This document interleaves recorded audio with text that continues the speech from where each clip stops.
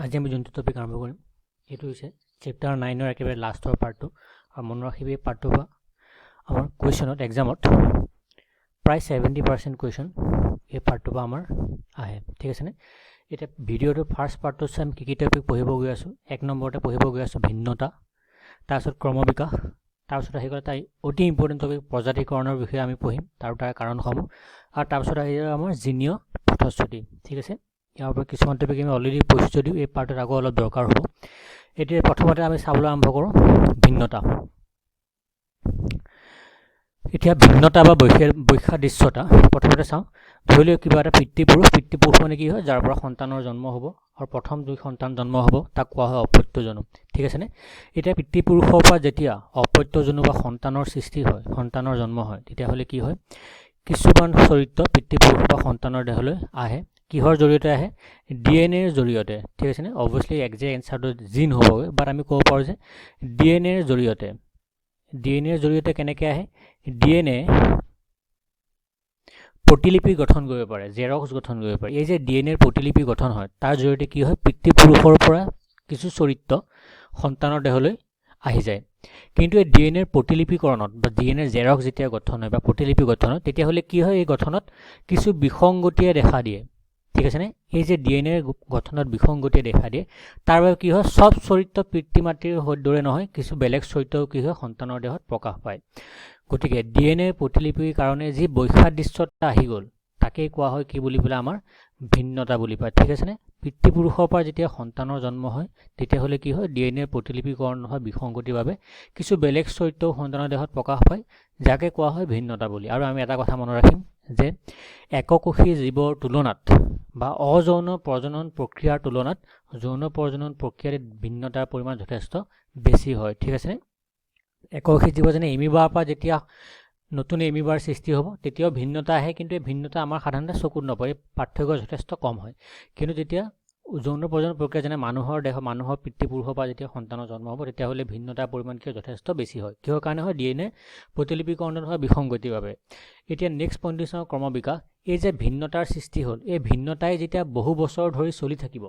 ঠিক আছে নে এই ভিন্নতা যেতিয়া প্ৰবাহটো বহু বছৰ ধৰি চলি থাকিব তাৰ কাৰণে কি হয় ক্ৰমান্বয়ে গৈ পেলাই বহু বছৰৰ মূৰত ক্ৰমবিকাশ আৰম্ভ হয় অৰ্থাৎ ভিন্নতা প্ৰথমতে এটা জীৱৰ ক্ষেত্ৰত ভিন্নতা আহিলে নেক্সট জেনেৰেশ্যনত ইয়াৰ পাছত নেক্সট জেনেৰেশ্যনত আৰু ভিন্নতা আহিব এই ভিন্নতা যেতিয়া কণ্টিনিউ হৈ এটা সময়ত এটা নতুন জীৱৰ সৃষ্টি হ'ব নতুন জীৱ মানে আগৰ জীৱটোৰে এটা অংশ হয় বাট আগৰ জীৱটোতকৈ যথেষ্ট বেলেগ হৈ যায় তেতিয়াহ'লে তাক কি বুলি কোৱা সাধাৰণতে ক্ৰমবিকাশ বুলি কোৱা হয় উদাহৰণস্বৰূপে চিম্পাঞ্জিৰ পৰা যদি মানুহৰ গঠন হোৱা বুলি তহঁতে ধৰক তেতিয়াহ'লে সকলো চিম্পাঞ্জিৰ পৰা মানুহৰ গঠন হোৱা নাই ঠিক আছে নাই চিম্পাঞ্জিও নিজৰ ধৰণে আছে বা কিছুমান চিম্পাঞ্জি কি হ'ল ক্ৰমবিকাশ ঘটি ভিন্নতাৰ কাৰণে এটা সময়ত কি হ'ল মানুহৰ ৰূপ লৈ বুলি ধৰিব পাৰোঁ কিন্তু এনেকুৱা নহয় যে অকল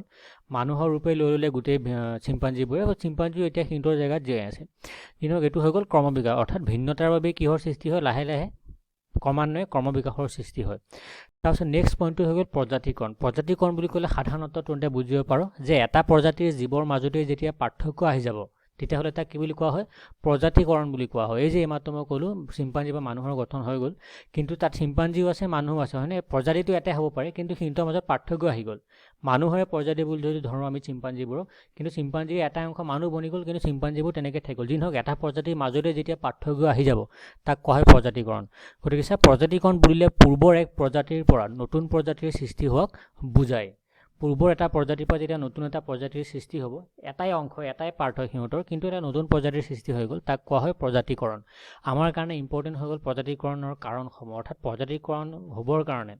যেনে পিতৃপুৰুষৰ পৰা সন্তানৰ জন্ম হওঁতে পাৰ্থক্য হৈ প্ৰজাতিকৰণ হৈছে কিন্তু প্ৰজাতিকৰণৰ ওপৰত বহুত এনেকুৱা কাৰক আছে যে প্ৰজাতিকৰণত বা নতুন এটা প্ৰজাতিৰ সৃষ্টিত অৰিহণা যোগায় আমাৰ কাৰণে এইটো টপিক যথেষ্ট ইম্পৰ্টেণ্ট হয় আমি চাই লওঁ কি পইণ্টে কি বিষয়বস্তুৱে প্ৰজাতিকৰণৰ সৃষ্টি হোৱাত অৰিহণা যোগায় এতিয়া চাওঁ নেক্সট পইণ্টটোত কি দিয়া আছে প্ৰজাতিকৰণৰ কাৰকসমূহ বা নতুন প্ৰজাতিৰ সৃষ্টি হ'বৰ কাৰণে কি কাৰক অৰিহণা যোগায় আমাৰ পৰীক্ষাত বহুবাৰ প্ৰশ্নত দেখা পাবি দুটা কাৰক লিখিবৰ কাৰণে আহে এতিয়া প্ৰথম যোনটো কাৰকৰ বিষয়ে আমি কিতাপত দিয়া আছে এইটো হৈ গ'ল কি আমাৰ ভৌগোলিক কাৰক ঠিক আছে নে ভৌগোলিক কাৰকৰ কাৰণে কি হ'ব পাৰে এটা নতুন প্ৰজাতিৰ সৃষ্টি হ'ব পাৰে যেনে উদাহৰণস্বৰূপে আমাৰ কিতাপত দিয়া উদাহৰণটো আমি চাই লওঁ যে কি হৈ আছে ধৰি লওঁ এখন অৰণ্য আছে ইয়াত অৰণ্যত কি কৈছে গোবৰুৱাৰ এটা প্ৰজাতিয়ে বসবাস কৰি আছে ঠিক আছে নাই গোবৰুৱা এটা মানে প্ৰজাতিয়ে বসবাস কৰিছে একে প্ৰজাতিৰ গোবৰুৱা সবফালে বসবাস কৰি আছে আৰু কি হৈছে ইহঁতৰ মাজতে প্ৰজনন প্ৰক্ৰিয়া সংঘটিত হৈ পেলাই বংশ বিস্তাৰ কাৰ্য চলি আছে কিন্তু কি হ'ল এটা সময়ত ওচৰতে বৈ যোৱা নদী এখনে তাৰ গতিপথ সলনি কৰিলে কিবা এটা ভৌগোলিক কাৰণত আৰু কি হৈ গ'ল এই অৰণ্যখনৰ মাজেদি বৈ যাবলৈ আৰম্ভ কৰিলে নদীখন ঠিক আছে নাই আৰু যেতিয়াই নদীখন বৈ যোৱাৰ লগে কি হ'ল গোবৰুৱাবিলাক দুইটা সাইডে ভাগ হৈ গ'ল আৰু ইমান এনেদৰে ভাগ হ'ল যে এইটো সাইডৰ গোবৰুৱা বা লেফট সাইডৰ গোবৰুৱাখিনি ৰাইট সাইডলৈ যাব নোৱাৰা হৈ গ'ল গতিকে এনেকুৱা হ'ব পাৰে যে বহু হাজাৰ বছৰৰ পাছত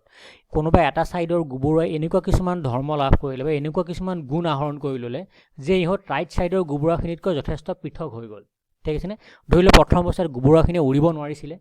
যেতিয়া নদীখন বৈ গ'ল এই লেফট সাইডে কি হ'ল খাদ্যৰ অভাৱ ঘটিলে আৰু খাদ্যৰ অভাৱ ঘটাৰ বাবে এই গোবৰুৱাবিলাকে খাদ্যৰ সন্ধানত কি হৈছিলে যথেষ্ট দূৰলৈ যাবলগীয়া হ'ল আৰু এনেকুৱা হ'ব পাৰে যে এই যে খাদ্যৰ সন্ধানত দূৰলৈ গৈ আছিলে তাৰ কাৰণে কি হ'ল ইহঁতে উৰিব পৰা গুণটো আহৰণ কৰি ল'লে যিহেতু ইহঁতে খাদ্যৰ সন্ধানত কি হৈছিলে যথেষ্ট দূৰলৈ যাব পাৰিছিলে গতিকে এই নদীখনৰ কাৰণে নদীখন কি হৈছিলে ভৌগোলিক এক কাৰক আৰু নদীখনৰ কাৰণে কি হৈ গ'ল দুটা প্ৰজাতিৰ সৃষ্টি হ'ল আৰু এটা প্ৰজাতি বেলেগ হৈ গ'ল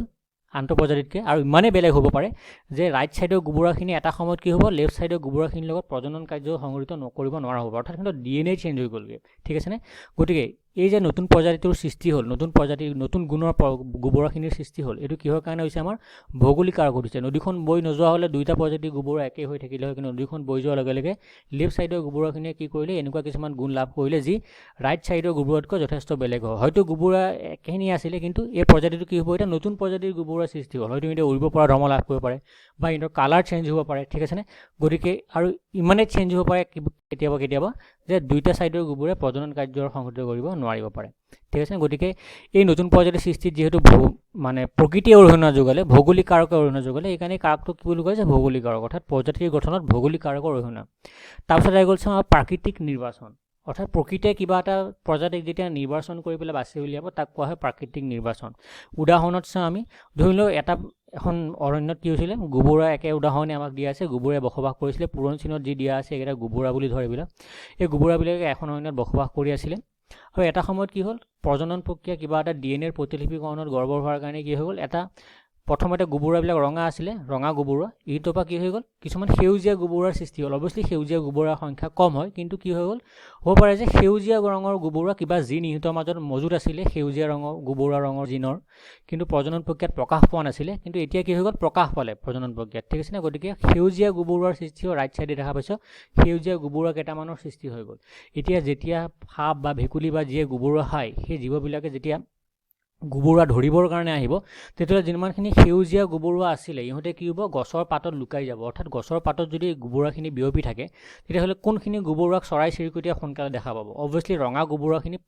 প্ৰথমতে চকুত পৰিব কিন্তু সেউজীয়া গোবৰুৱাখিনি কি হ'ব গছৰ পাতৰ ৰঙো যিহেতু সেউজীয়া হয় অৰণ্য ঘাঁহ বনৰ ৰঙো যিহেতু সেউজীয়া হয় প্ৰকৃতিয়ে কি কৰিব ইহঁতকেইটা ৰক্ষা কৰি ল'ব যে যিহেতু ইহঁতৰ বৰ্ণই সেউজীয়া হয় গতিকে কি হ'ব চৰাই চিৰিকটি ইহঁতক সহজে দেখা নাপায় এতিয়া কি হ'ব চৰাই চিৰিকটি প্ৰথমতে ৰঙা ৰঙৰ গোবৰুৱাবিলাক খাবলৈ আৰম্ভ কৰিব ইয়াৰ ফলত এটা সময়ত এনেকুৱা হ'ব পাৰে যে ৰঙা ৰঙৰ গোবৰুৱাৰ সংখ্যা কমি গ'ল আৰু নীলা ৰঙৰ সেউজীয়া ৰঙৰ গোবৰুৱা যিহেতু বাচি থাকিলে ইহঁতে কি কৰিলে নিজৰ মাজতে প্ৰজনন ঘটাই পেলাই সেউজীয়া ৰঙৰ গোবৰুৱাৰ জনবসতিটো বঢ়াই পেলালে গতিকে কি হৈ গ'ল প্ৰকৃতিয়ে গোবৰুৱাবিলাকক নিৰ্বাচন কৰি ল'লে প্ৰকৃতিয়ে সেউজীয়া গোবৰুৱাবিলাকক সহায় কৰিলে নিজৰ বংশবৃদ্ধি কৰাত বা জীয়াই থকাত সংখ্যা বঢ়াত গতিকে এই যে ৰঙা ৰঙৰ গোবৰুৱা বা সেউজীয়া ৰঙৰ গোবৰুৱা সৃষ্টি হ'ল এইটো কোনে সহায় কৰিছিল প্ৰকৃতিয়ে গতিকে প্ৰকৃতিয়ে নিৰ্বাচন কৰাৰ কাৰণে প্ৰকৃতিৰ মানে কাৰকটো কি বুলি কোৱা হয় প্ৰাকৃতিক নিৰ্বাচন প্ৰকৃতিয়ে ৰঙা ৰঙৰ গোবৰুৱা বা সেউজীয়া ৰঙৰ গোবৰুৱা সৃষ্টিত অৰিহণা যোগালে ঠিক আছে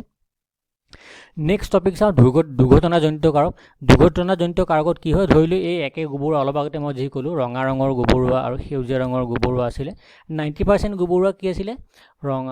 ৰঙা ৰঙৰ আছিলে বুলি ধৰ সেউজীয়া ৰঙৰ গোবৰুৱা আছিলে কেইটামান আছিলে কি হৈ গ'ল যেতিয়া গৈ আছিলে ৰাস্তাত তেতিয়াহ'লে কিবা মানে খাদ্যৰ সন্ধানত বা এনেও পৰি আছিলে তেতিয়া কি হ'ল হাতীৰে গছকি দিলে হাতীৰ গছক বা বেলেগ কিবা এটা গছ এডাল পৰি গ'ল পৰাৰ ফলত কি হ'ল 90% গোবৰুৱা কি হৈ গ'ল মৰি গ'ল কিন্তু এই 90% গোবৰুৱা যে মৰিলে যিহেতু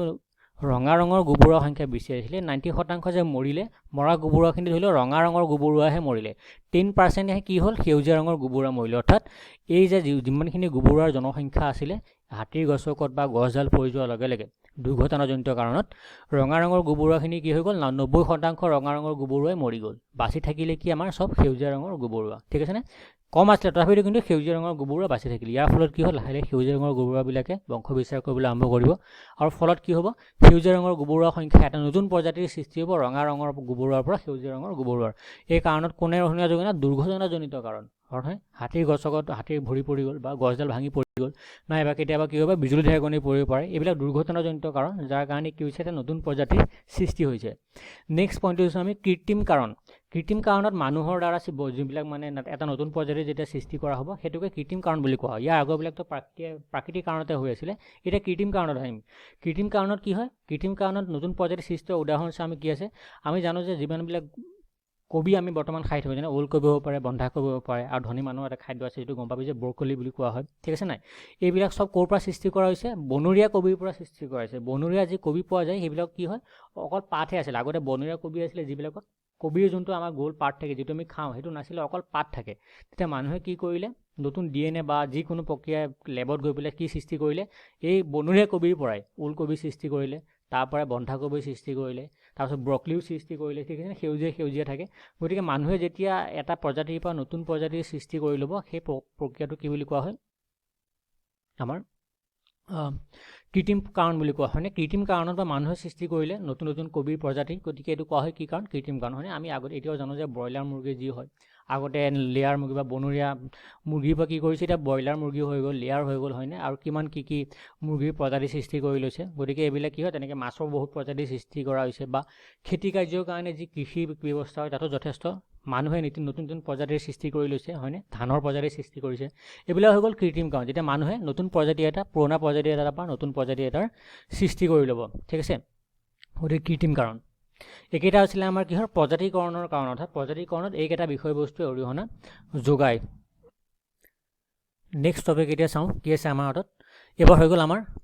আৰ্জিত চৰিত্ৰ আৰু বংশানুগমিক চৰিত্ৰ। এই টপিকটো প্ৰথম ভিডিঅ'টোতো আমি কথা পাতিছিলোঁ, 1 নম্বৰ ভিডিঅ'ত, যে আৰ্জিত চৰিত্ৰ কিবিলাক হয়, যিবিলাক চৰিত্ৰ মানে জীৱনকালত অৰ্জন কৰে, আৰু বংশানুগমিক চৰিত্ৰ যেনে পিতৃপুৰুষৰ পৰা যিবিলাক চৰিত্ৰ সন্তানৰ দেহলৈ আহিব, সেইবিলাক কোৱা হয় বংশানুগমিক চৰিত্ৰ। আনহাতে কি হয়, কিছুমান চৰিত্ৰ এনেকুৱা থাকে যিবিলাক সন্তানে কি কৰে, নিজৰ জীৱনকালত লাভ কৰে, যেনে কথা ক'বলৈ শিকা, গাড়ী চলাবলৈ শিকা হওক, নাইবা তই গীত গাবলৈ শিকা হওক, মানুহৰ মেমৰি হওক, মনত ৰখাৰ প্ৰক্ৰিয়া হওক, এইবিলাক কি হয়, পিতৃ মাতৃৰ দেহৰ পৰা সন্তানৰ দেহলৈ নাহে, এইবিলাক সন্তানে কি কৰে, জীৱনকালত মানুহে নিজে অৰ্জন কৰে। গতিকে চৰিত্ৰ দুটা আহি গ'ল, আৰ্জিত চৰিত্ৰ যিবিলাক জীৱনকালত অৰ্জন কৰে, বংশানুক্ৰমিক চৰিত্ৰ যিবিলাক বংশানুক্ৰমিকভাৱে অৰ্জন কৰে। আৰু মনত ৰাখিম যে আৰ্জিত চৰিত্ৰবিলাক কিয় সন্তানৰ দেহলৈ পিতৃপুৰুষৰ দেহৰ পৰা নাহে, যিহেতু আৰ্জিত চৰিত্ৰবিলাক মানুহৰ DNA-ত খোদিত হৈ নাথাকে। যিবিলাক চৰিত্ৰ পিতৃপুৰুষৰ DNA-ত জমা হৈ থাকিব বা DNA-ত খোদিত হৈ থাকিব, সেইবিলাক চৰিত্ৰহে পিতৃপুৰুষৰ পৰা সন্তানৰ দেহলৈ আহিব পাৰে। নেক্সট ইম্পৰ্টেণ্ট টপিক মনত ৰাখি, বহুবাৰ প্ৰশ্ন এই টপিকটো পায়, আৰু যথেষ্ট খেলিমেলি লগা টপিক। খেলিমেলি এইকাৰণে হয় যে দুইটা শব্দতে মানুহে ছাত্ৰ ছাত্ৰীয়ে কি কয়, মানে খেলিমেলি কৰি দিয়ে, কোনটো কি হয়। এটা হৈ গ'ল আমাৰ সমষষ্ঠ অংগ, আনটো হৈ গ'ল আমাৰ সমবৃত্তিক অংগ, ঠিক আছে নাই। সমষষ্ঠ অংগ বুলি ক'লে কি বুজি পাওঁ, যে যিবোৰ অংগৰ উৎপত্তি একেই কিন্তু কাৰ্য বেলেগ বেলেগ। অৰ্থাৎ সিহঁতৰ যদি উৎপত্তিবিলাক চাওঁ, সিহঁতৰ উৎপত্তিবিলাক একেটা ঠাইৰ পৰা হৈছে, কিন্তু দুইটা ঠাই কি কৰিছে, বেলেগ বেলেগ কাৰ্য কৰিছে। যেনে উদাহৰণত কি দি আছে, যেনে চৰাই ডেউকা আৰু মানুহৰ হাত। চৰাই ডেউকা যদি চাবলৈ যাওঁ, চৰাই ডেউকা কি হৈছে, যোনটো জেগাৰ পৰা উৎপত্তি হৈছে, চৰাই ডেউকা যেনেকুৱা হৈছে, মানুহৰ হাতখনো তেনেকৈ উৎপত্তি হৈছে কান্ধৰ পৰা, চৰাই ডেউকাও কি হৈছে, তেনেকৈ উৎপত্তি হৈ আছে, ঠিক আছে নে। কিন্তু গঠন যদি চাবলৈ যাওঁ, দুইটাই গঠন কি দেখা পাবি যে অলপমান একে হৈ আছে, উৎপত্তি জেগাটো একে হৈ আছে, কিন্তু দুইটাৰে কাৰ্য সম্পূৰ্ণ বেলেগ বেলেগ হয়। মানুহে হাতেৰে বস্তু ধৰিবলৈ ব্যৱহাৰ কৰে মানুহৰ হাত, আৰু তেনেকৈ চৰাই কি কৰে, উৰিবৰ কাৰণে নিজৰ ডেউকা ব্যৱহাৰ কৰে। গতিকে যিবোৰ অংগৰ উৎপত্তিস্থল একেই কিন্তু কাৰ্য বেলেগ বেলেগ, তেনেকুৱা অংগ কি কোৱা হয়, সমষষ্ঠ অংগ।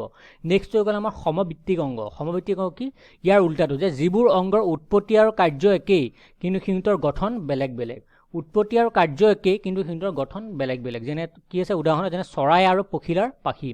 চৰাই যি ডেউকা হয় আৰু পখিলাৰ যি পাখি হয়, দুয়োৰে উৎপত্তি আৰু গঠন কিন্তু সম্পূৰ্ণ বেলেগ হয়। যেনে চৰাই পাখিবিলাক কেনেকুৱা হয়, চৰাই পাখিৰ উৰিবলৈ যি ব্যৱহাৰ কৰে তাত পাখি থাকে, ফেডাৰ্ছ থাকে হয়নে, কিন্তু পখিলাৰ পাখি যদি চাওঁ কি হয়, এটাই লগ লাগি থকা অংশ থাকে, সেইটো দিয়ে সি উৰে, কিন্তু দুইটাই কাৰ্য কিন্তু একেই, দুইটাই উৰিবৰ কাৰণে ব্যৱহাৰ কৰি আছে। তেনেকৈ আৰু এটা উদাহৰণ কি কৰিব পাৰোঁ আমি, চৰাই পাখি বা বাদুলিৰ ডৌকাৰ কথা ক'ব পাৰোঁ, হয়নে নহয়? দুইটাই উৰিবৰ কাৰণে ব্যৱহাৰ কৰে, কাৰ্য একেই, কিন্তু বাদুলিৰ যোনখন পাখি হয় কি হয়, মানুহৰ হাতৰ নিচিনা 5টা আঙুলি থাকে আৰু আঙুলিৰ মাজৰ অংশ কি হয়, লগ লাগি থাকে, আঙুলিৰ মাজৰ অংশত এনেকৈ লগ লাগি থাকে ছালৰ নিচিনা, গতিকে সেয়া দেখি উৰে, কাৰ্য একেই, কিন্তু চৰাই পাখি আৰু ডৌকাখনৰ বাদুলিৰ যদি ডৌকা চাওঁ সেয়া সম্পূৰ্ণ কি হয়, বেলেগ বেলেগ হয়, কিন্তু গঠন সম্পূৰ্ণ বেলেগ বেলেগ। গতিকে সমভিত্তিক অংগৰ ক্ষেত্ৰত কি হ'ল, যিবোৰ অংগৰ উৎপত্তি আৰু কাৰ্য একেই, কিন্তু সিহঁতৰ গঠন বেলেগ বেলেগ হয়। উৎপত্তি একে, কাৰ্য একে, গঠন বেলেগ, সমষষ্ঠ হৈ গ'ল, উৎপত্তি একে কিন্তু কাৰ্য বেলেগ বেলেগ, ঠিক আছে নাই? উৎপত্তি একে আৰু কাৰ্য যেতিয়া বেলেগ হ'ব সমষষ্ঠ, কিন্তু উৎপত্তি বেলেগ বেলেগ, কিন্তু উৎপত্তি গঠন বেলেগ বেলেগ, কিন্তু কাৰ্য একে, তেতিয়াহ'লে কি হৈ যাব, যে সমভিত্তিক অংগ। উদাহৰণবিলাক মনত ৰাখিবে, আৰু এইটো বস্তু কি হয়, পাৰ্থক্য হৈছে মনত ৰাখিলে বেছি ভাল। বক্স বনাই পেলাই এফালে সমভিত্তিক অংগ, এফালে সমষষ্ঠ অংগ লিখি পেলাই দুইফালে পাৰ্থক্য, এটা পাৰ্থক্যটো সিহঁতৰ সংজ্ঞাকেইটা হৈ যাব, নেক্সট পাৰ্থক্য কি হৈ যাব সিহঁতৰ, আমি এয়া এড কৰিব পাৰোঁ, ঠিক আছে? উদাহৰণখিনি কি কি উদাহৰণ আমাৰ হাতত দিয়া আছে, যি নহওক নেক্সট টপিকলৈ গৈ আছোঁ। নেক্সট টপিক হৈ গ'লে বিৱৰ্তনৰ পৰ্যায়। মনত ৰাখি, বিৱৰ্তন যে এটা পৰ্যায়ত হয়, কণ্টিনিউৱাছলি হৈ থাকে, যে এটাৰ পাছত এটা কেনেদৰে হৈ আছে, বিৱৰ্তনৰ এটা পৰ্যায় বুলি কয়। আৰু আমাক এইটো পাৰ্টত কি লাগে জানে, বিৱৰ্তনৰ পৰ্যায়ত কেনেধৰণে নিৰ্ণয় কৰিব পাৰি। বিৱৰ্তনৰ পৰ্যায় উলিয়াবৰ কাৰণে একদম আমাৰ কাৰণে এটা ইম্পৰ্টেণ্ট পইণ্ট হয়, যিটোৰ ওপৰত যথেষ্ট প্ৰশ্ন আহে, যে বিৱৰ্তনৰ পৰ্যায় উলিয়াবৰ কাৰণে বা দুটা জীৱৰ মাজত সাদৃশ্যতা উলিয়াবৰ কাৰণে তুমি কেনেকৈ দেখুৱাম যে এইটো জীৱ আনটো জীৱৰ লগত সম্পৰ্কিত হৈ আছে। গতিকে বিৱৰ্তনৰ পৰ্যায় উলিয়াই দুটা নিয়ম চাম। এটা হৈ গ'ল DNA মেপিং বা অধ্যয়ন, অৰ্থাৎ দুটা বেলেগ বেলেগ জীৱ মাটিৰ মাজত সন্ধান কৰোঁতে মাটিৰ তলত পালোঁ। এতিয়া এই দুইটা জীৱ যে এটা আনটোৰ পূৰ্বপুৰুষ হয় বা এটা আনটোৰ লগত জড়িত হৈ আছে, তাক কেনেকৈ উলিয়াম? প্ৰথমতে DNA মেপিঙৰ জৰিয়তে, অৰ্থাৎ দুইটা জীৱৰ DNA এটা আনটোৰ লগত মিলাই পেলাই চালে যদি একে হয়, তেতিয়াহ'লে গম পাম যে এটা জীৱ আনটো জীৱৰ পূৰ্বতে কিবা এটা সাদৃশ্যতা আছে। তাৰপিছত হৈ গ'ল জীৱাশ্মৰ গভীৰতা। 2 নম্বৰত কেনেকৈ আমি বিৱৰ্তনৰ পৰ্যায় নিৰ্ণয় কৰিব পাৰোঁ, জীৱাশ্মৰ গভীৰতা মানে যিমানবিলাক পুৰণা জীৱ হয়, পুৰণা প্ৰজাতিৰ জীৱ হয়, সেয়া সদায় বেছি গভীৰত থাকে। আনহাতে কোনোবা এটা জীৱ যদি ওপৰত আছে, খনন কাৰ্যত যদি কোনোবা এটা জীৱাশ্ম যদি ওপৰত ওলাই আছে, তেনেহ'লে আমি গম পাম যে জীৱটোৰ বয়স বেছি নহয়। আনহাতে কোনোবা এটা জীৱ যদি তলত ওলাই আছে, তেনেহ'লে সেই জীৱটোৰ কি হ'ব, বয়স যথেষ্ট বেছি হৈছে বা আগতে সৃষ্টি হৈছিলে। গতিকে আমাৰ এটা কুৱেশ্যন ইয়াত দিয়াও আছে যে জীৱাশ্মৰ বয়স কিদৰে নিৰ্ণয় কৰা হয়। খনন কাৰ্যৰ পৰা কি নিৰ্ণয় কৰিব পাৰোঁ, জীৱাশ্মৰ বয়স নিৰ্ণয় কৰিব পাৰোঁ। অৰ্থাৎ কোনোবা এটা জীৱ কেতিয়া উৎপত্তি হৈছিলে, কেতিয়া তাৰ মৃত্যু ঘটিছিলে, বা আনটো জীৱতকৈ আগতে উৎপত্তি হৈছিল নে পাছত উৎপত্তি হৈছিল, তাকো কি হৈছে জীৱাশ্মৰ গভীৰতাৰ পৰা আমি তাক গম পাব পাৰোঁ, ঠিক আছে? এটা লেয়াৰ হিচাপে জীৱাশ্মবিলাক থাকিব। জীৱাশ্ম মানে কি হয়, জীৱাশ্ম মানে হৈ গ'ল যে পৃথিৱীৰ ভূখণ্ডত শিলাস্তৰত, পাললিক শিলাস্তৰত সোমাই থকা জীৱৰ যি অংশ হয়, তাকে কি বুলি কোৱা হয়, জীৱাশ্ম বুলি কোৱা হয়, হয়নে নহয়? আমি ডিস্কভাৰী চেনেলত গম পাওঁ যে বিভিন্ন জীৱাশ্মসমূহ নিৰ্ণয় কৰে মানুহৰ কাৰণে, তেনেকুৱা বিভাগ এটাও আছে যিয়ে জীৱাশ্মৰ বয়স নিৰ্ণয় কৰিব পাৰিব। গতিকে খনন কাৰ্য কৰোঁতে ধৰিলে এটা জীৱাশ্ম ওপৰত আছিলে, আমি তাৰপৰা ক'ব পাৰিম যে এইটো জীৱ ইমান চনত বা ইমান বয়স আছিল, তাৰ ইমান বছৰ আগে উৎপত্তি হৈছিলে বা ইমান বছৰ আগতে মৃত্যু হৈছিলে। তাৰ তলত কিবা এটা জীৱ আছে, তেনেহ'লে তাৰ বয়স আৰু বেছি হ'ব, সি আৰু আগতে জন্ম হৈছিল আৰু আগতে কি হৈছিলে, তাৰ মৃত্যু হৈছিলে। গতিকে বিৱৰ্তনৰ পৰ্যায় নিৰ্ণয় কৰিবৰ কাৰণে দুটা পইণ্টে মনত ৰাখিব। সাধাৰণতে 2 নম্বৰীয়া কুৱেশ্যনে আমাৰ হাতত আহে। সেইটো হৈ গ'ল কি, DNA অধ্যয়নৰ জৰিয়তে বিৱৰ্তনৰ পৰ্যায় নিৰ্ণয় কৰিব পাৰি। তাৰপিছত হৈ গ'ল জীৱাশ্মৰ গভীৰতা নিৰ্ণয় কৰি পেলাই, ঠিক আছে নে, কোনটো জীৱাশ্ম কিমান গভীৰতাত আছিলে, তাৰ পৰা বিৱৰ্তনৰ পৰ্যায় উলিয়াব পাৰি। এতিয়া বিৱৰ্তনৰ পৰ্যায়ৰ লগত জড়িত এটা টপিক কি দি আছে আমাৰ, যে বিৱৰ্তনৰ কোনো কাৰণ নাই, ই এক প্ৰকাৰৰ প্ৰাকৃতিক সাধাৰণ পৰিঘটনা, ঠিক আছে নে? যিমানবিলাক বিৱৰ্তন সংঘটিত হয়, সেয়া প্ৰাকৃতিকভাৱে হৈ থাকে, নিজে হৈ থাকে, সাধাৰণ ঘটনা এটা। এনেকুৱা নহয় যে প্ৰকৃতিয়ে কিবা এটা প্লেন বনাই পেলাই কিবা এটা জীৱৰ কি হৈছিলে, বিৱৰ্তনৰ কাৰণে সৃষ্টি কৰিছে বা বিৱৰ্তনৰ ফলত এটা জীৱৰ সৃষ্টি কৰিছে। প্ৰকৃতিৰ কোনো প্লেন নাই, এইটো সাধাৰণ পৰিঘটনা হয়, আগতেও হৈছিলে, এতিয়াও সংঘটিত হৈ থাকিব। যেনে এক্সাম্পল আমাক কি দিয়া আছে নে, প্লেনেৰিয়াৰ এক্সাম্পল দিয়া আছে। প্লেনেৰিয়াৰ কি হয়, যি চকু হয়, ই অতি সাধাৰণ প্ৰকৃতিৰ চকু হয়। প্লেনেৰিয়াৰ যি চকু এককী জীৱ, এই সাধাৰণ প্ৰকৃতিৰ চকু কি হয়, এই চকুকেইটাই খালি পোহৰ নে মানে আন্ধাৰ আৰু পোহৰটো চেঞ্জ কৰিব পাৰি। এনেকুৱা নহয় যে বস্তুবিলাক দেখা পায়, কোনো বস্তু দেখা নাপায়, কিন্তু পোহৰ হৈ আছে নে আন্ধাৰ হৈ আছে কিন্তু গম পায়, সাধাৰণ কাম হয়। কিন্তু এই প্লেনেৰিয়াৰ যি চকু আছে, তেনেকুৱা চকু কি হৈছিলে, আগতে জীৱবিলাকৰ এনেকুৱা ধৰণৰ চকুৱে আছিলে, কিন্তু লাহে লাহে ক্ৰমোন্নতি ঘটি কি হৈ গ'ল, মানুহৰ বৰ্তমান সময়ত জীৱৰ যেনেকুৱা ধৰণৰ চকু হয় দেখা পায়, তেনেকুৱা চকুৰ সৃষ্টি হৈছিলে। এতিয়া এই চকুৰ যে সৃষ্টি হ'ল, ইয়াত প্ৰকৃতিৰ কোনো প্লেন নাই, প্ৰকৃতিয়ে কেতিয়াও এনেকুৱা প্লেন বনোৱা নাই যে প্লেনেৰিয়াৰ প্ৰথমতে এনেকুৱা চকু থাকিব, লাহে লাহে ইয়াৰ পৰা ভাল একদম এডভান্স লেভেলৰ চকুবিলাক সৃষ্টি হ'ব, কিন্তু এনেকুৱা নহয়, নিজে প্ৰাকৃতিক ঘটনা এটা হিচাপে কি হৈ গ'ল, এই পৰিঘটনাটো সৃষ্টি হৈছিলে নিজে সাধাৰণ পৰিঘটনা তেনেকৈ কি দিয়া আছে পাখিৰ গঠন আগতে যি পাখি আছিলে ডাইনাছৰৰ দেহত যি পাখি আছিলে সেই পাখিৰ উদ্দেশ্য সম্পূৰ্ণ বেলেগ আছিলে ডাইনাছৰৰ যুগত কি হৈছিলে পাখি যি আছিলে ডাইনাছৰৰ দেহত ইয়াৰ অকল ঠাণ্ডা মাৰিবৰ কাৰণে আছিলে আগতে ঠাণ্ডা যথেষ্ট বেছি আছিলে যাৰ কাৰণে কি হৈছিল পাখি আছিলে ঠাণ্ডা কমাই লাগিবলৈ কিন্তু সেই পাখিৰ পৰাই বৰ্তমান পাখিৰ কাম কি হয় উৰিবৰ কাৰণে ব্যৱহাৰ কৰি আছে গতিকে সাধাৰণভাৱে সৃষ্টি হৈছে এনেকুৱা নহয় যে প্ৰকৃতিয়ে কিবা এটা প্লেন বনাই পেলাই এনেকুৱা সৃষ্টি কৰিছে ঠিক আছে গতিকে বিৱৰ্তনৰ পৰ্যায় ইম্পৰ্টেণ্ট আৰু বিৱৰ্তন কোনো কাৰণ নাই প্ৰাকৃতিক সাধাৰণ পৰিঘটনা এটা নিজে নিজে হ'বই আগতে হৈছে এতিয়াও হ'ব তাৰপিছত আহি গ'লছে ক্ৰমবিকাশ আৰু ক্ৰমোন্নতি ক্ৰমবিকাশ হৈ গ'ল কি হয় যে পৰিৱৰ্তনৰ মাজে গৈ গৈ এতিয়া নতুন প্ৰজাতিৰ জীৱৰ সৃষ্টি এইটো হৈ গ'ল কি আমাৰ ক্ৰমবিকাশ হয়নে ভিন্নতাৰ কাৰণে লাহে লাহে বহু বছৰৰ পাছত ক্ৰমবিকাশৰ সৃষ্টি হয় নেক্সট তাৰ লগত জড়িত এটা হৈ গ'ল ক্ৰমোন্নতি মানে যেতিয়া উন্নতি হ'ব ঠিক আছেনে এতিয়া মানুহ কি হৈছে চিম্পাঞ্জী বা মানুহৰ সৃষ্টি হৈছে কিন্তু এনেকুৱা নহয় যে মানুহ আটাইতকৈ প্ৰকৃতিত ওপৰ খাপৰ জীৱ হয় ঠিক আছে নাই প্ৰকৃতিত মানুহতকৈ ওপৰ খাপৰ জীৱৰ আছে অৰ্থাৎ ক্ৰমবিকাশ ঘটিলে বুলিয়েই যে মানুহ সকলো জীৱতকৈ ওপৰত আহি যাব তেনেকুৱা কথা নহয় ক্ৰমোন্নতি ঘটিলে হ'ব পাৰে বাট ক্ৰমবিকাশত নহয় সাধাৰণতে উদাহৰণস্বৰূপে কি হ'ব পাৰে কাইলৈ যদি নিউক্লিয়াৰ এটেক হয় ভাৰতত বা যিকোনো দেশত নিউক্লিয়াৰ এটেক হৈ যায় তেতিয়া আমি দেখা পাম যে মানুহ চব মৰি গ'ল কিন্তু এনেকুৱা এটা জীৱ আছে যিটো বাচি থাকিব পাৰে সেইটো হৈ গ'ল কি আমাৰ বেক্টেৰিয়া যিমানবিলাক বেক্টেৰিয়া আছে সেইবিলাক অতি উষ্ণতাতো জীয়াই থাকিব পাৰে অৰ্থাৎ বেক্টেৰিয়াত মানুহতকৈ মানে বেক্টেৰিয়া কি হৈছে এনেকুৱা কিছুমান গুণ আছে যিবিলাক সিহঁতৰ অতি ভালকৈ আছে তেনেকৈ মানুহৰ কিছুমান গুণ আছে যাৰ বেক্টেৰিয়াত নাই তেনেকৈ যদি আমি চাব যাওঁ তেনে ৰাতি দেখা পোৱা বাঘৰ কথা ভাব বাঘে বহুত স্পীডত দৌৰিব পাৰে হয়নে কুকুৰ মেকুৰী যিবিলাকে বহুত ভালকৈ শুনা পায় অৰ্থাৎ ক্ৰমবিকাশ মানে এনেকুৱা নহয় যে এটা নতুন জীৱৰ সৃষ্টি হ'ব বাট ক্ৰমোন্নতি বোলে জীৱৰ প্ৰজাতিৰ সৃষ্টি হোৱাৰ লগে লগে মানুহৰ মাজতো এনেকুৱা কিছুমান মানুহ আহি গ'ল যোনে বেলেগ মানুহতকৈ ভালকৈ দেখা পায় ভালকৈ শুনিব পাৰে হয়নে যেনে বেলেগ ধাতুৰ বস্তুবিলাক কণ্ট্ৰল কৰিব পাৰে নিজৰ মগজুৰে তেতিয়াহ'লে আমি ক'ম যে ক্ৰমোন্নতি ঘটিলে ঠিক আছে নাই গতিকে ক্ৰমবিকাশ ঘটিলে যে এটা ভাল প্ৰজাতিৰ সৃষ্টি হ'ব তেনেকুৱা নহয় ক্ৰমোন্নতি যদি হয় তেতিয়াহ'লে কি হ'ব পাৰে এটা নতুন প্ৰজাতিৰ কিন্তু সৃষ্টি হওঁতে প্লাছ লগতে তাৰ উন্নত মানৰ গুণো তাৰ লগত কি হৈ যাব পাৰে জড়িত হৈ যাব পাৰে ঠিক আছে নে বৰ্তমান সময়ত দেখা পাই আছোঁ কৰোণা ভাইৰাছৰ কথা অৰ্থাৎ মানুহৰ মেণ্টেল ডেভেলপমেণ্ট যথেষ্ট হৈ আছে হয়নে নহয় মানুহ চন্দ্ৰত গৈছে বা মাৰ্চত গৈ পেলাই ঘৰ বনোৱাৰ কথা প্লেন কৰি আছে কিন্তু ভাবচোন এটা ভাইৰাছৰ লগত যুঁজিব পৰা ক্ষমতা কিন্তু মানুহৰ দেহত এতিয়াও নাই হয়নে অৰ্থাৎ ভাইৰাছটোৱে নিজকে ইমানেই ছুপিৰিয়ৰ কৰি বনাইছে ক্ৰমবিকাশ তাৰ ঘটনা ভাইৰাছবিলাক আগতে যেনেকৈ আছিলে তাৰ এটাই DNA থাকে বেলেগ একো গঠনেই নাই তাৰ কোষৰ এককী এটা সাধাৰণ জীৱ কিন্তু ইমানেই পাৱাৰ যে মানুহৰ দেহত সোমাই পেলাই কি হৈছে মানুহকো মৃত্যুমুখত পেলাব পৰা মানে কেপাচিটি সি লাভ কৰিছে গতিকে ক্ৰমবিকাশ ঘটিলে যে এটা ভাল জীৱৰ সৃষ্টি হ'ব এনেকুৱা কথা নহয় গতিকে ক্ৰমবিকাশ বেলেগ আৰু ক্ৰমোন্নতিও বেলেগ মানুহে যদি ক্ৰমবিকাশৰ মাজেৰে ক্ৰমোন্নতিও হৈ যায় তেতিয়াহ'লেতো আৰু অতি ভাল কথা হ'ব ঠিক আছে তাৰপিছত লাষ্ট যোনটো পইণ্ট হৈ গ'ল এইটো হৈ গ'ল মানুহৰ বিৱৰ্তন এতিয়া প্ৰথমতে কি ভবা হৈছিল যে মানুহবিলাক বেলেগ বেলেগ জেগাত সৃষ্টি হৈছে যিহেতু সকলো মানুহৰ কি হয় গঠন বেলেগ বেলেগ হয় গাৰ বৰণ বেলেগ বেলেগ হয় ওখ হাইট বেলেগ বেলেগ হয় কিন্তু পাছত গম পোৱা গ'ল যে এনেকুৱা নহয় মানুহ এটা জেগাৰ পৰাই সৃষ্টি হৈছে বুলি ধৰা এইটো হৈ গ'ল কি আফ্ৰিকা মহাদেশৰ অৰ্থাৎ প্ৰথমতে যি মানুহৰ প্ৰথম প্ৰজাতি আছিলে হোমোচেপিয়েন্স সেইবিলাক ক'ত আছিলে চব আফ্ৰিকা মহাদেশৰ সৃষ্টি হৈছিলে আৰু তাৰপিছত খাদ্যৰ সন্ধানো হওক নাইবা প্ৰাকৃতিক কিবা দুৰ্যোগৰ কাৰণে হওক আফ্ৰিকাৰ পৰা বেলেগ বেলেগ দেশলৈ মানুহবিলাকৰ হোমোচেপিয়েন্সৰ কি হৈছিলে প্ৰব্ৰজন ঘটিছিলে গতিকে বেলেগ বেলেগ জেগাত থকাৰ কাৰণেহে মানুহৰ কি হৈছে বেলেগ বেলেগ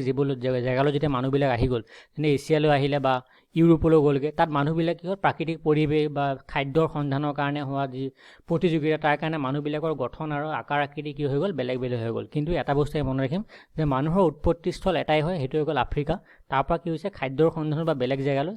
তাৰ মানুহবিলাক গতি কৰিছিলে ঠিক আছে আৰু বেলেগ বেলেগ জেগাৰ পৰিৱেশ খাদ্যৰ যি প্ৰাচুৰ্যতা সেইবিলাকৰ ওপৰত নিৰ্ভৰ কৰি পেলাই কি হৈছে মানুহবিলাকৰ আকাৰ আকৃতি বা গাৰ বৰণ বেলেগ বেলেগ হৈছে মানে ইউৰোপৰ যোনবিলাক মানুহ গ'ল তাত অভিয়াছলি ঠাণ্ডা জেগা হয় গতিকে মানুহবিলাকৰ গাৰ বৰণ বেলেগ হয়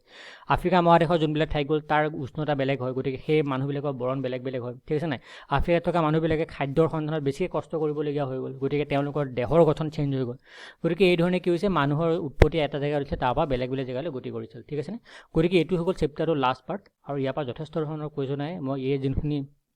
PDF আছে ইয়াত ভিডিঅ'ৰ ডেছক্ৰিপশ্যনতে দি দিম লিংকটো দি পেলাই PDF ফাইল হিচাপে তাৰপৰা ডাউনলোড কৰিব পাৰে নাইবা মই গ্ৰুপতো দি আছোঁ ঠিক আছে গতিকে লগতে আৰু এটা কথা মই ক'ম যে ইউটিউব চেনেলটো খোলাৰ কাৰণে ইয়াৰ উদ্দেশ্য এইটো নহয় যে কিবা পইচা ঘটিব আছে বা লাইক কমেণ্ট মাৰিলে কিবা হ'ব মই জাষ্ট একাউণ্টৰ নামটো দি থোৱা আছে ইয়াক নামৰ কিবা বেংক একাউণ্টৰ লগত লিংক কৰা আছে বা কিবা বেলেগ তেনেকুৱা কিবা কাৰ্য কৰা আছে মই কৰিব নাজানো জাষ্ট নামটো দি পেলাই ভিডিঅ'টো মই আপলোড কৰোঁ আৰু ইয়াৰ পৰা লিংকটো গ্ৰুপত চেণ্ড কৰোঁ ঠিক আছে ইয়াৰ লগত কোনো লাইক মাৰিলে কমেণ্ট মাৰিলে বা কিবা পইচা পাতি পাম বা কিবা পাম এনেকুৱা বুলি নাভাবি যি নহওক এইখিনি হৈ গ'ল এইটো চেপ্টাৰ 9ৰ অন্তিম পাৰ্টটো হয় ইয়াৰ ওপৰত মই মনত ৰাখিবি কাইলৈ বা পৰহিৰ ভিতৰত ফাইনেলত এই পৰ্চনটো বা এই শেষৰ অংশখিনিৰ পৰা কি কুৱেশ্যন আহিছে এইখিনি মই PDF দি দিম ঠিক আছে তাৰপৰা তই ডাউনলোড কৰিব পাৰিবি